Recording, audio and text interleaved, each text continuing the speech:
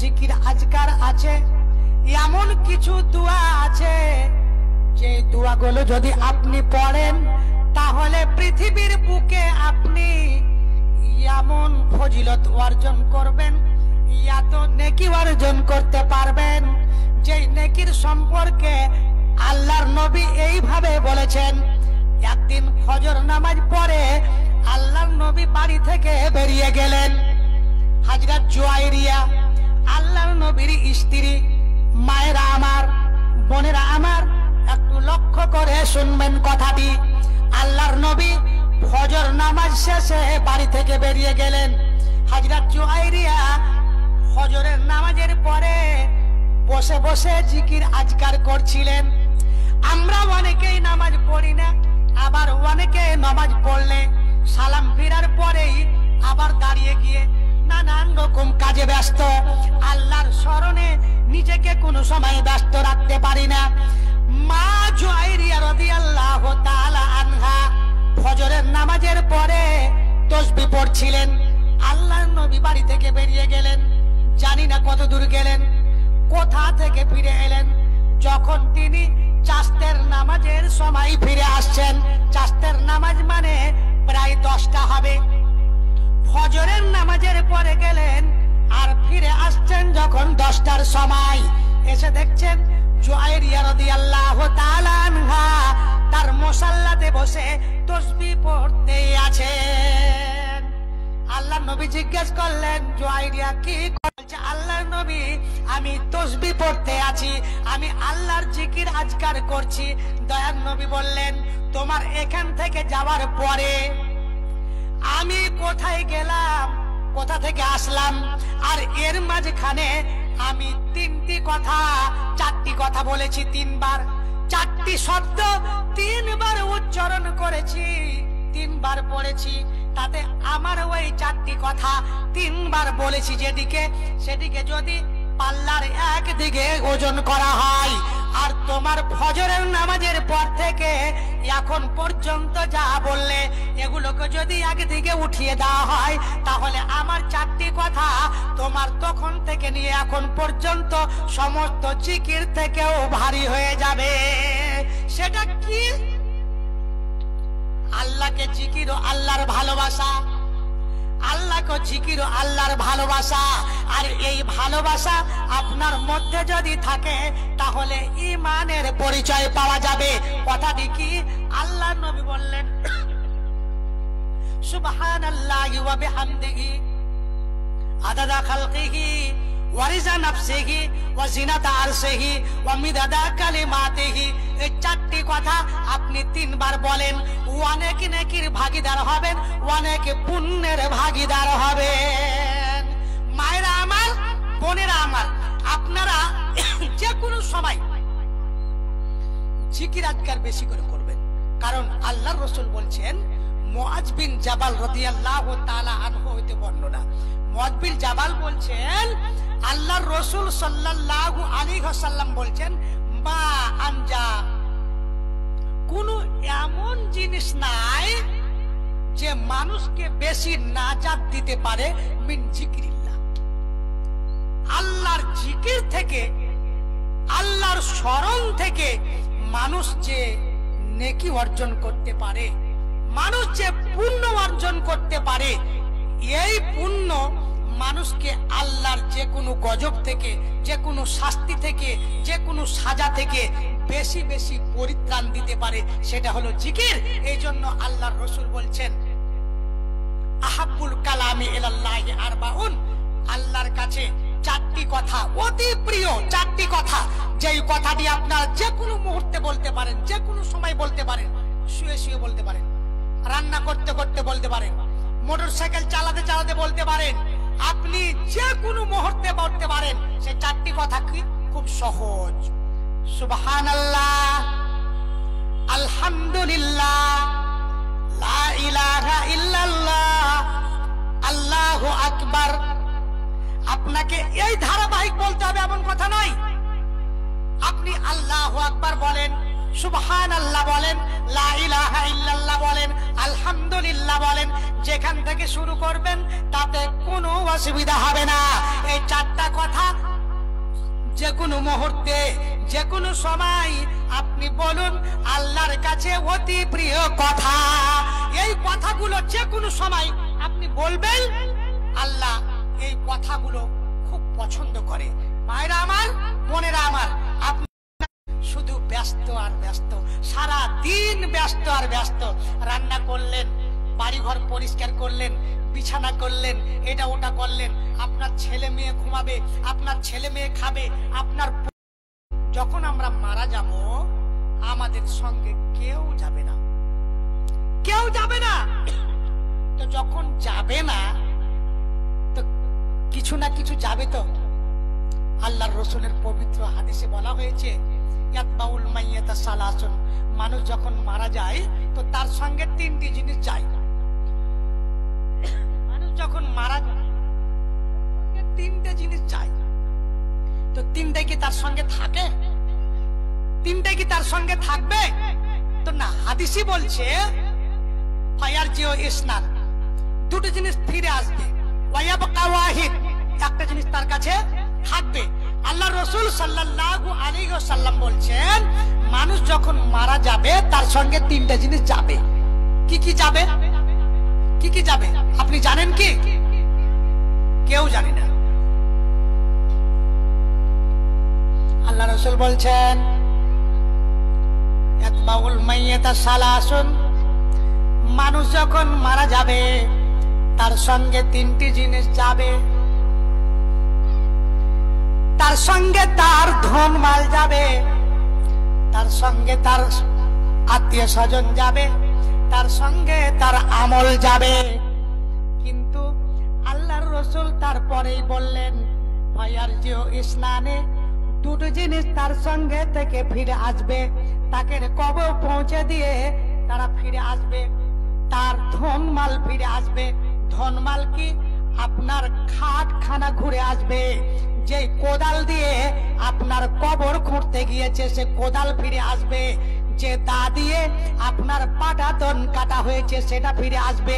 এক কথায় যা আপনার কবরে নিয়ে যাওয়ার জন্য সাহায্য হয়েছে সব ফিরে আসবে। এবং আপনার আত্মীয় স্বজন, আপনার ভাই, আপনার বাবা, আপনার বেটা, আপনার জামাই, যারা আপনাকে কবরে রাখতে গিয়েছিল সবাই ওখান থেকে ফিরে আসবে। থাকবে কি? আল্লাহর রাসূল বলছেন, ওয়ায়াবকা আমালুহু, ওর সঙ্গে শুধু ওর আমল খানাই থাকবে। সবাই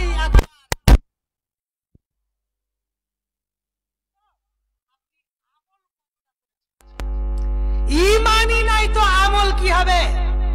মানুষের ঈমান তো তখন হবে, আমল তখন হবে যখন তার ঈমান হবে। মানুষের ঈমান আগে দরকার, আগে ঈমান। ঈমান যদি হয় তো তাকে ভালো কামে, ভালো আমলে উদ্বুদ্ধ করবে। আর তার মধ্যে যদি ঈমানই না থাকে, আজকে আমরা বাজারে ঘুরছি, আজকে আমরা দোকানে ঘুরছি, কি ছেলে, কি মেয়ে, কি বয়স্ক, কি অল্প বয়স্ক, সবাই কেন? আমার মধ্যে ঈমান নাই বলে। যদি ঈমান থাকতো তাহলে এই ঈমান বাধা দিত আমাকে বাজারে যেতে। আমরা কোন দিন বাজারে যাই না, কোন দিন হাটে যাই না, কোন দিন দোকানে বসি না, তারপরও আজকে দোকান লাগবে। কারণ আমার পরিচালনা করছে আজকে কে? শয়তান। শয়তান আমার পরিচালনা করছে। তার জন্য না আমরা মৃত্যুকে ভয় করি না। কবরে আমার সঙ্গে কি যাবে, কে থাকবে, এটা আমরা ভয় করি না, মনে করি না। এই জন্য না কবি বলছেন, পথিকের বেশে হয়েছে তোমার এ ধরায় আগমন, সব কিছু ফেলে চলে যাবে তুমি আসিলে মরণক্ষণ। পথিকের বেশে হয়েছে তোমার এ ধরাই আগমন, সব কিছু ফেলে চলে যাবে তুমি আসিলে মরণক্ষণ।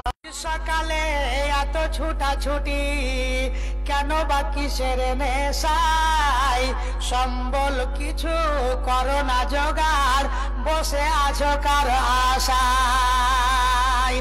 বিচারের দিনে পাশে দাঁড়াবে না, বিচারের দিনে পাশে দাঁড়াবে না কেউ তো আপন জন, সব কিছু ফেলে চলে যাবে তুমি আসিলে মরণক্ষণ।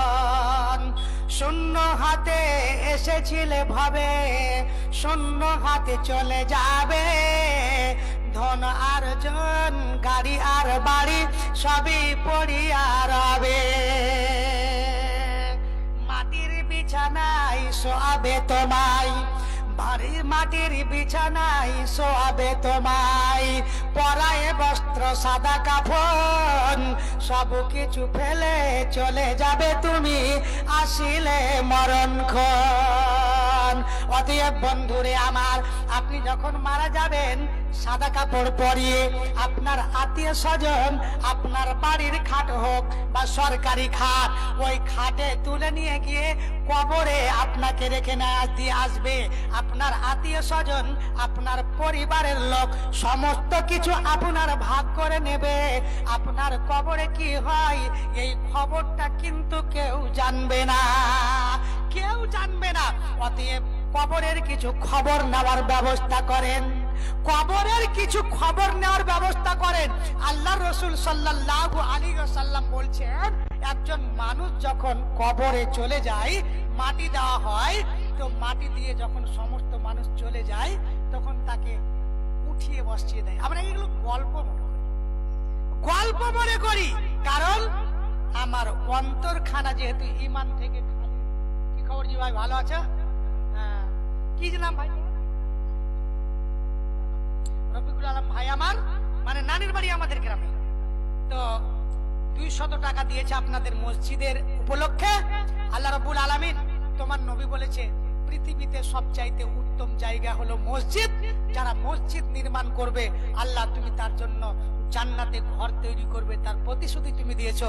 আল্লাহ তুমি তাদেরকে জান্নাতের অধিকারী করো, আল্লাহ তাদেরকে 5 ওয়াক্তের নামাজি করো, আলামিন তাদেরকে ঈমানের সঙ্গে জীবন যাপন করার তৌফিক দান করো, আল্লাহুম্মা আমিন। তো বন্ধুরা আমার, আপনাদেরকে বলতে চাই, আল্লাহ রাসূল সাল্লাল্লাহু আলাইহি ওয়াসাল্লাম একদিন নামাজ শুরু করবেন।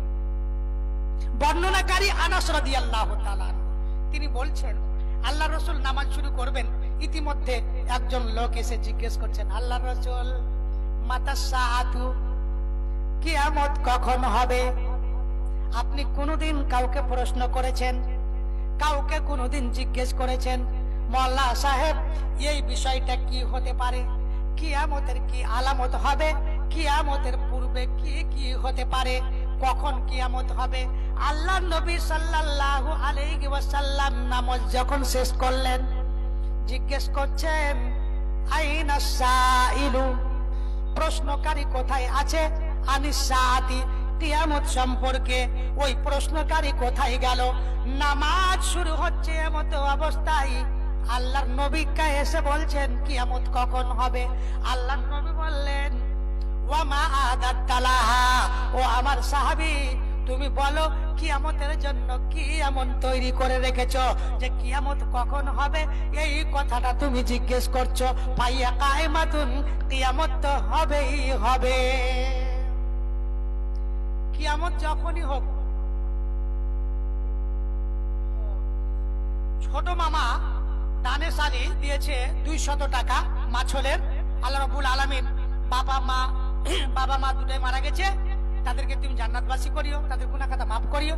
আর এই ছেলেকে তুমি 5 ওয়াক্তের নামাজি করিও রব্বুল আলামিন, তাদেরকে ঈমান আমলের সঙ্গে জীবন যাপন করার তৌফিক দান করিও, আল্লাহুম্মা আমিন। তো আপনাকে বলতে চাইছি, আপনি যেদিন থেকে মরে গেলেন সেদিন থেকে আপনার কিয়ামত শুরু। কিয়ামত কখন হবে ওটা আপনি দেখছেন কেন? আপনার বয়সটাকে আপনি দেখেন, আর আপনি ভাবিয়েন না যে একজন মানুষ 70 বছর আছে তাও বেঁচে আছে, আমার তো 40 বছর বয়স হয়েছে। তো যারা 20 বছর বয়সে মারা গেছে তাদের জন্য, তোমার নাম নুরুদ্দিন ইসলাম, আচ্ছা নাম ডাক্তার নুরুদ্দিন ইসলাম দাদিমা মারা গেছে, তার জন্য 500 টাকা দিয়েছে ভাই আমার। আল্লাহ রাব্বুল আলামিন দাদির উপরে কত মায়া এবং দাদিকে কত ভালোবাসতো, দাদি পোতাকে কত ভালোবাসতো। 500 টাকা দিয়েছে আল্লাহ। তুমি এই ছেলে মাদ্রাসায় পঠন পাঠন করছে, তুমি আল্লাহ একজন ভালো আলেমে দিন করিও, আল্লাহ তোমার দিনের খাদেম করিও রব্বুল আলামিন, তুমি তাকে কবুল করো। আর দাদিকে আল্লাহ তুমি তার গুনাহ খাতা মাফ করে তাকে জান্নাত দিও, আল্লাহুম্মা আমিন, আল্লাহুম্মা আমিন। হ্যাঁ, তো বলছিলাম কি, আপনার কিয়ামত সেদিনই শুরু যেদিন আপনি মারা যাবেন। ছেলে এবং স্বামী মারা গেছে, তার জন্য একজন মা আমার 500 টাকা দিয়েছে। আল্লাহ রাব্বুল আলামিন তুমি মাকে সান্ত্বনা দাও, ছেলেকে স্বামীকে সবাইকে জান্নাতবাসী করো রব্বুল আলামিন, এবং তার পৃথিবীতে হেফাজত করো আল্লাহ রাব্বুল আলামিন। এই টাকা দিয়ে মসজিদ তৈরি হবে, আল্লাহ তুমি তার জন্য জান্নাত তৈরি করিও, আল্লাহুম্মা আমিন, আল্লাহুম্মা সাল্লি আলাইহি, আল্লাহুম্মা বারিক আলাইহি, আল্লাহুম্মা আমিন। বলছিলাম কি বন্ধুরা আমার, আপনার বয়সটাকে আপনি মূল্যায়ন করুন, নিজের বয়সকে নিজেকে মূল্যায়ন করতে হবে। না হলে অন্তত এই কাজটা করিয়েন, একজন ছেলেকে অন্তত আলেমে দিন করিয়েন, আলেমে দিন। আমরা আজকাল লেখাপড়ার জগৎ থেকে বহু দূরে, আর এখন পৃথিবীর বুকে সবচাইতে বড় যেটা ভাইরাস, সবচাইতে বড় যেটা ক্যান্সার, সেটা হয়েছে বর্তমানে মোবাইল। আপনার জন্য ক্ষতিকারক, আপনার স্ত্রীর জন্য ক্ষতিকারক, আপনার ছেলে মেয়ের জন্য ক্ষতিকারক, সারা পৃথিবীর পরিবেশকে নষ্ট করেছে, সেটা হলো মোবাইল। একজন বাচ্চা সকাল থেকে সন্ধ্যা পর্যন্ত একরকম মোবাইল দেখে, কিন্তু 1 ঘন্টা বই নিয়ে বসে না। বন্ধুরা আমার, আমরা যখন পড়ি তখন কত কষ্ট করে চারাক জেলে ল্যাব জেলে লেখাপড়া করেছি, এখন কত উন্নত মানের ব্যবস্থা, অথচ ছেলে মেয়েকে আমরা লেখাপড়া করাতে পারি না। কিছু নগণ্য সংখ্যক ছেলে মেয়ে যারা মিশন থেকে বা কোনো আবাসিক প্রতিষ্ঠানে থেকে লেখাপড়া করছে, বাকি সরকারি কোনো প্রতিষ্ঠানে লেখাপড়া হয় না। আমি এক সরকারি প্রতিষ্ঠানের সঙ্গে যুক্ত, তাতে আমি বুঝতে পারছি যে লেখাপড়াটা কোন জায়গায় গেছে। আর সরকার চাইছে খালি স্কুলে যাক আর আসুক, ওকে একেবারে ডিগ্রি কোর্স পাস দিয়ে ছেড়ে দাও। চাকরি বলে কোনো জিনিস নাই, লেখাপড়ার কোনো মান বলে কোনো জিনিস এখন পৃথিবীতে আর নাই। শুধু পশ্চিম বাংলা ভারতবর্ষ বলে কথা নাই, সারা বিশ্বে একই নিয়ম। বন্ধুরা আমার, নিজেকে বাঁচাবার চেষ্টা করেন। আল্লাহ রাব্বুল আলামিন বলছেন, ইয়া আইয়ুহাল্লাযীনা আমানু ও আনফুসাকুম ওয়া আহলিকুম নারা ওয়াকুদুহান নাসু ওয়াল হিজারা। ঈমানদারেরা, নিজেকে বাঁচাও এবং তোমার আহালকে বাঁচাও, তোমার পরিবারকে বাঁচাও। কি থেকে? এমন এক জাহান্নাম থেকে, যেই জাহান্নামকে আল্লাহ জ্বালাবেন মানুষ এবং পাথর দিয়ে। মানুষ এবং পাথর দিয়ে। মা বোনরা আমার, রান্না করেন লকড়ি দিয়ে, কাঠ দিয়ে, পোয়াল দিয়ে, পাটকাঠি দিয়ে বা গ্যাস দিয়ে, জ্বালানির কাঠ। আল্লাহ রাব্বুল আলামিন জাহান্নামকে ভয়ানক ভাবে জ্বালাবেন। জাহান্নাম যে জ্বলবে কিসের মাধ্যমে? চুলাতে যদি আপনি লকড়ি না দেন, চুলা জ্বলবে না, নিভে যাবে। তেমন জাহান্নামকে আল্লাহ জ্বালাবেন মানুষ এবং পাথর দিয়ে। বন্ধুরা আমার, আপনি যদি নিজেকে না বাঁচান, আপনি যদি আপনার সন্তান সন্ততিকে না বাঁচান, তাহলে এই আপনার মনের মধ্যে ঈমানি খোরাক, আপনার ছেলে মেয়ের মধ্যে ঈমানি খোরাক দিবে কে? আপনার ছেলে মেয়ে আপনাকে দেখে শিখবে। পৃথিবীর যত মানুষ আছে সবাই নিজের বাপ মার কাছ থেকে আগে শিখেছে। এই জন্যই তো আল্লাহ রাব্বুল আলামিন একজন আদর্শ পিতা হিসাবে লোকমান এর কোরআনে বর্ণনা দিয়েছেন। তিনি কিভাবে নিজের ছেলেকে তৈরি করতে চেয়েছেন, তার ছেলেকে কিভাবে উপদেশ দিয়েছেন। সর্বপ্রথম আপনার ছেলের মনের মধ্যে এমন একটা আল্লাহর ভয়, আল্লাহ ভীতি, আল্লাহর ভালোবাসা, আল্লাহর প্রেম ভরে দেন। ও যদি যে কোনো নির্জন জায়গায়, যে কোনো নিরিবিলি জায়গায়, যে কোনো পাপ করতে গেলে তার মনের মধ্যে এটা হবে, আমাকে কেউ না দেখলেও আল্লাহ তো দেখছে, আমাকে কেউ না দেখলে আল্লাহকে দেখছে। এই জন্য লোকমান হাকিম তার ছেলেকে বলেছিলেন, ইয়া বুনাইয়া লা তুশরিক বিল্লাহ, হে আমার সন্তান, তুমি পৃথিবীতে পাপ আর যাই করো না কেন যেটাকে আল্লাহ ক্ষমা করে দিবে, কিন্তু তুমি শিরক করবে না। শিরক বুঝেন মা বোনেরা আমার, বাবাজিরা আমার? শিরক কাকে বলে? আল্লাহ ছাড়া কারো পূজা করা, আল্লাহ ছাড়া কাউকে এলাহা মানা, আল্লাহ ছাড়া কারো কাছে কিছু চাওয়া, আল্লাহ ছাড়া কারো মানে ইবাদত বন্দেগী করা, এমনকি নামাজ না পড়াও শিরক। নামাজ না পড়াও শিরক, কারণ আল্লাহ বলছেন যে নামাজ পড়ো, মুশরিকিনদের অন্তর্ভুক্ত হয়ো না। তবে নামাজ পড়লে মুসলমান, নামাজ না পড়লে এতদিন শুনেছেন আপনারা কাফের, কোরআনের এই আয়াত বলছে মুশরিকও বটে। আল্লাহর একমাত্র যেই অর্ডার, যেটা সর্বদাই মানুষকে পালন করতে হয়, সেটা হলো নামাজ। মায়েরা আমার, বোনেরা আমার, আপনি যদি নামাজি হন, বাবাজিরা আমার, আপনি যদি নামাজি হন, তাহলে আপনার ছেলে মেয়ে আপনাকে দেখে দেখে নামাজ শিখবে। আর আপনার দিহিদি যদি নামাজ না থাকে, তাহলে নামাজ কোথা থেকে শিখবে? নামাজ কোথা থেকে শিখবে গো? আপনাকে দেখে তো শিখবে। এজন্য লোকমান হাকিম বলেছিলেন, ইয়া বুনাইয়া আকিমিস সালাত, আমার সন্তান, তুমি শিরক না করার পরে পরে, আল্লাহর একত্ববাদকে বজায় রাখার পরে পরে তোমাকে প্রথম যে কাজটা করতে হবে সেটা হলো কি? তোমাকে দিনে রাতে 5 ওয়াক্তের নামাজ পড়তে হবে। এক কথায় তোমাকে নামাজি হতে হবে। আমরা নামাজ পড়ি আর না পড়ি, 1 মাস পর আমাদের রমজান মাস আসছে, পুরা রমজান মাস রোজা রাখবো, পুরা রমজান মাস। ওই 1 বছর অন্তর 1 মাস রোজা করার জন্য আপনি মুসলমান?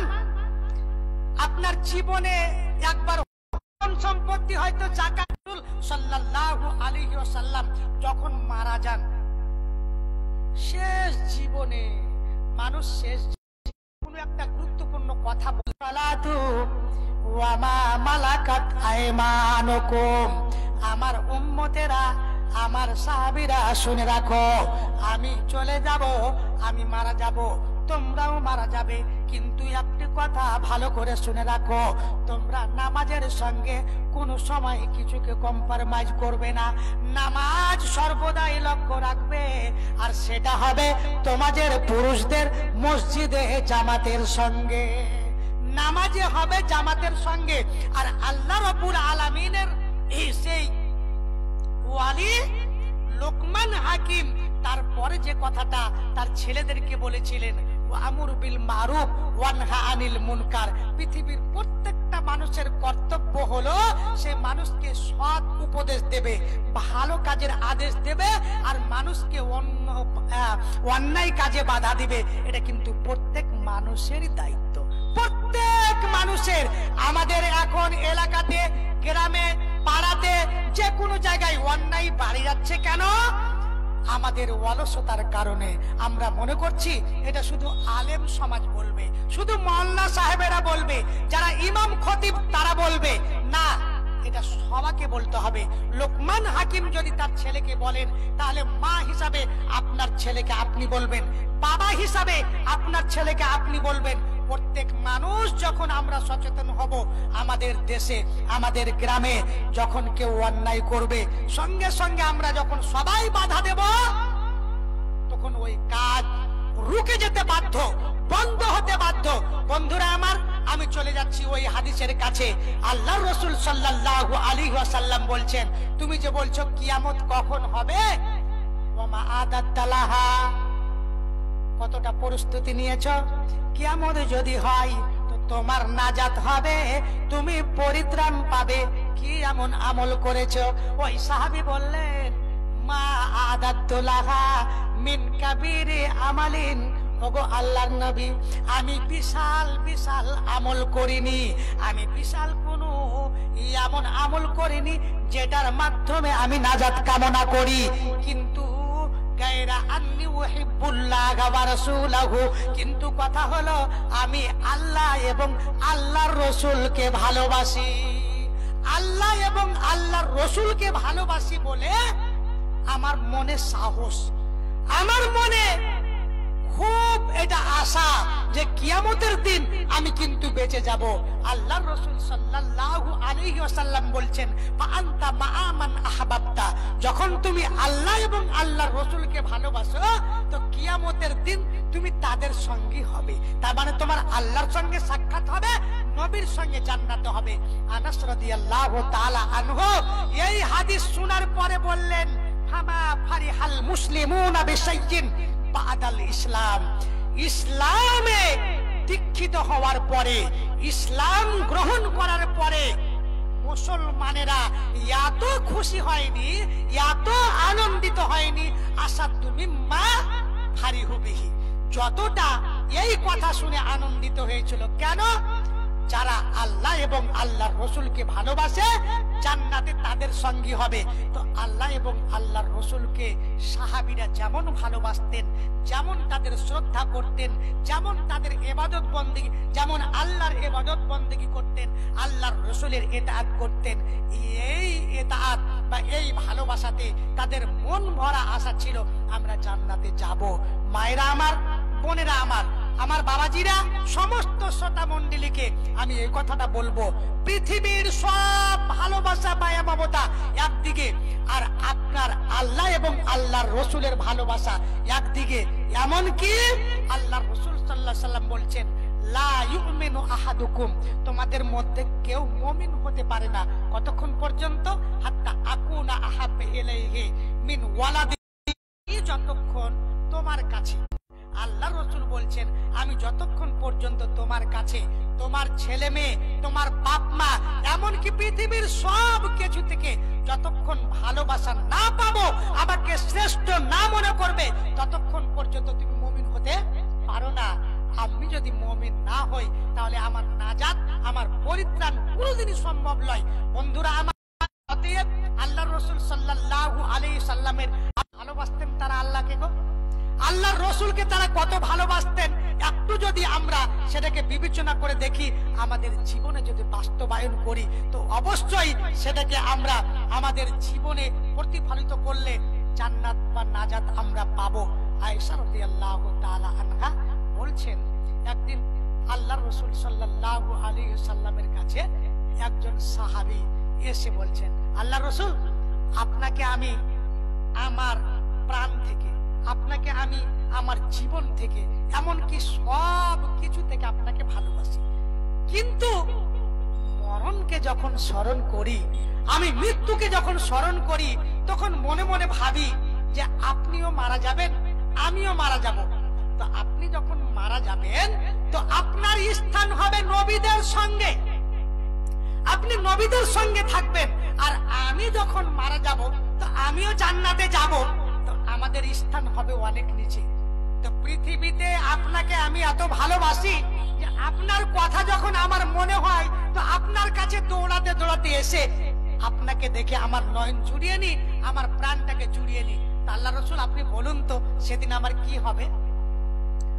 আল্লাহ রাসূল এই প্রশ্ন শুনে চুপচাপ, কোনো উত্তর দিলেন না। শেষ পর্যন্ত ওয়াহী অবতীর্ণ হলো।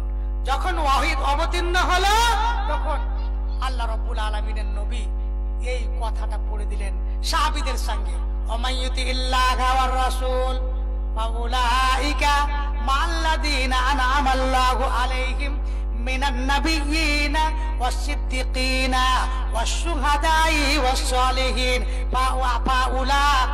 ফাহাসুনা উলাইকা। আল্লাহ রাসূল সাল্লাল্লাহু আলাইহি ওয়াসাল্লাম কোরআন মাজিদের এই আয়াত থেকে পড়ে দিলেন, যার ব্যাখ্যা হলো যারা আল্লাহ এবং আল্লাহর রাসূলের অনুকরণ করে, যারা আল্লাহ এবং আল্লাহর রাসূলকে মান্যতা দেয়, তারা কিয়ামতের দিন ওদের সঙ্গে হবে। যাদের উপরে আল্লাহ কৃপা করেছে, আল্লাহ করুণা করেছে, তারা হলো নবী, তারা হলো শুহাদা, তারা হলো সালেহীন, তারা হলো সিদ্দিকিন, এবং এদের চাইতে আর উত্তম সঙ্গী কে হতে পারে? যারা আল্লাহ এবং আল্লাহর রাসূলকে ভালোবাসে এবং আল্লাহ এবং আল্লাহর রাসূলের ইতাআত করে, এরা কিয়ামতের দিন নবীদের সঙ্গে, শহীদদের সঙ্গে, সিদ্দিকিনদের সঙ্গে জান্নাতে অবশ্যই হবে। আমাদের ভালোবাসা, আমাদের ইতাআত, আমাদের যত রকমের আনুগত্য হতে হবে আল্লাহ এবং আল্লাহর রসুলের জন্য। বন্ধুরা আমার, আপনাদের কাছে এই কথাটাই আমি বলবো, জীবন কয়দিনের মাত্র। আল্লাহ সবার নির্দিষ্ট বয়স দিয়েছে, আমরা কেউ জানি না। সবাই নির্দিষ্ট বয়সে চলে যাব, নিজের জন্য ওই বয়সের মধ্যে কিছু করতে হবে। মনে করিয়েন না আপনার মৃত্যুর পরে আপনার আত্মীয় স্বজন আপনার জন্য দান দেবে, দান নাও দিতে পারে, আপনার জন্য দোয়া নাও করতে পারে। নিজের জন্য নিজে কিছু করে যান। আল্লাহ রব্বুল আলামিন আমাদেরকে ঈমান এবং আমলের সঙ্গে বাঁচিয়ে রাখুন। রব্বুল আলামিন আমরাকে পরকালে জান্নাতবাসী করুন। রব্বুল আলামিন আমাদের যারা মারা গেছে তাদের রুহের মাগফিরাত করুন। রব্বুল আলামিন আমাদের মধ্যে যারা মারা গেছে তাদের গুনাহ খাতা মাফ করে তাদেরকে জান্নাতবাসী করুন। অসুস্থ যারা আছে তাদেরকে আল্লাহ আরোগ্য দিন। আজিবিল ওয়াস রব্বান নাস ইসপেন্দা শাফিলা শেফা ইল্লা শেফা কা শেফা লা ইউগাদিরু সাকামা। টাইম আমি বুঝতে পারি না, টাইম হয়ে গেছে। আচ্ছা ঠিক আছে, তো আপনাদের সামনে যেহেতু মজলিস একদম শূন্য ছিল, কিছু লোক এখন আসলো। আল্লাহ রাব্বুল আলামিন আপনাদেরকে শুনে আমল করার তৌফিক দান করুন। আল্লাহ রাব্বুল আলামিন আমাদেরকে সঠিক বলার এবং তার প্রতি আমল করার তৌফিক দান করুন। আল্লাহুম্মা আমিন। আকুলু কাওলি হাদা আস্তাগফিরুল্লাহ লি ওয়া লাকুম ওয়া লিসাইরিল মুমিনিন। সুবহানাকা আল্লাহুম্মা ওয়া বিহামদিকা আশহাদু আল্লা ইলাহা ইল্লা আনতা আস্তাগফিরুকা ওয়া আতুবু ইলাইকা। আসসালামু আলাইকুম ওয়া রাহমাতুল্লাহি ওয়া বারাকাতুহু।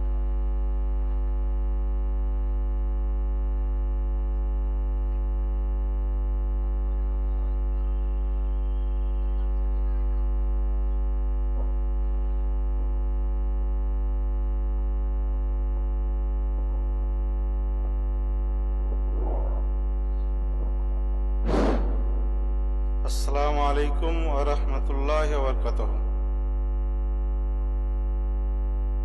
এই ছোট মাছল গ্রামে আজকে একটি জালসার আয়োজন করে এতগুলো খরচাপাতি, প্যান্ডেল, সামিয়ানা, বিছানা দিয়ে আর লোকজন সব বাড়িতে থেকে গেলেন। কুটুম সাগা যারা এসেছে, রাত্রি এখন প্রায় 9:30। এখন অবধি কেউ এখানে এসে উপস্থিত হলেন না। যেগুলো লোক আছে প্রায় দেখছি বড় মাছলের আর এই সাইডের ও সাইডের, কিন্তু ছোট মাছলের লোক বা মায়া লোক এখন পর্যন্ত কেউ আসেনি।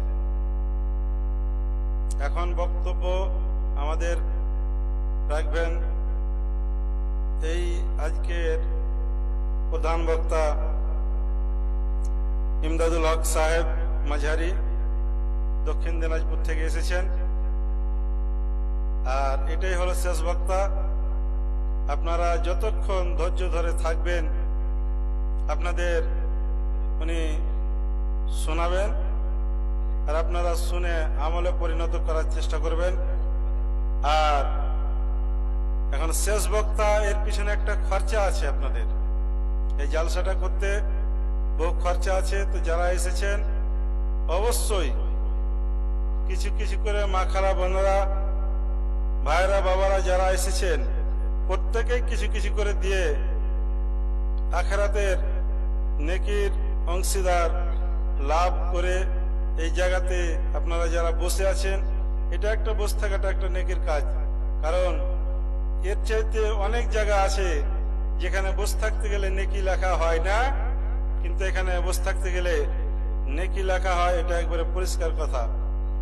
তাহলে এখন আমি ইমদাদুল হক মাঝারি সাহেবকে আহ্বান জানাই, আপনি আসুন এবং আপনার মূল্যবান বক্তব্য।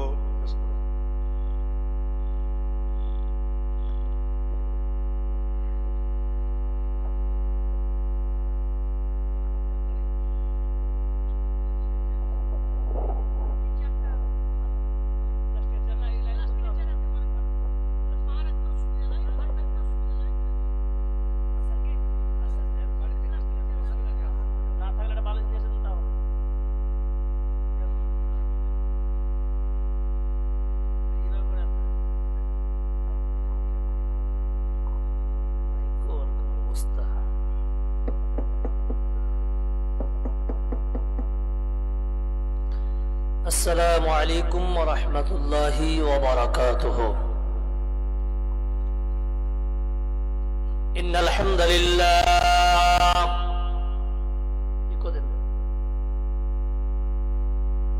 الحمد لله نحمده ونستعينه ونعوذ بالله من شرور ومن سيئات أعمالنا من يهده الله فلا مضل له ومن يضلله فلا هادي له وأشهد أن لا إله إلا الله وحده لا شريك له الذي أرسله بالحق بشيرا ونذيرا وداعيا إلى الله بإذنه وسراجا منيرا أما بعد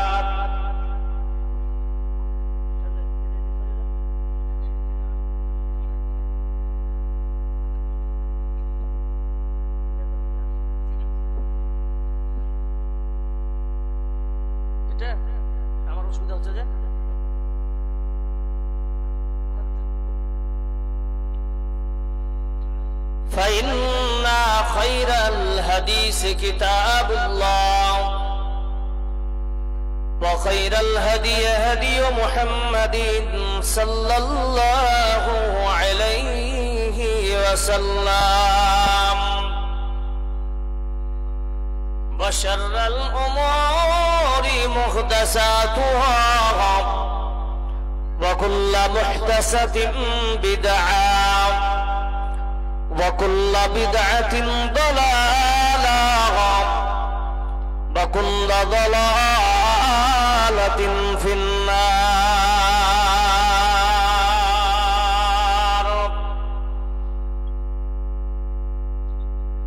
أعوذ بالله من الشيطان الرجيم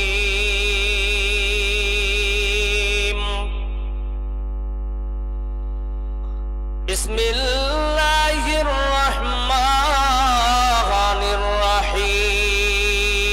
الرحيم تبارك الذي بيده الملك وهو على كل شيء قدير الذي خلق الموت والحياة ليبلوكم وأيكم أحسن عملا وهو العزيز الغفور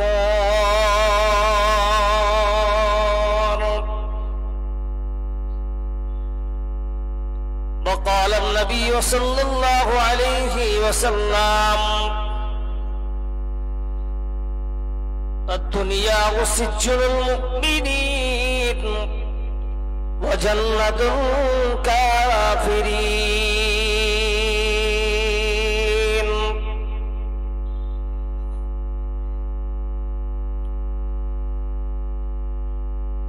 পথের দিশা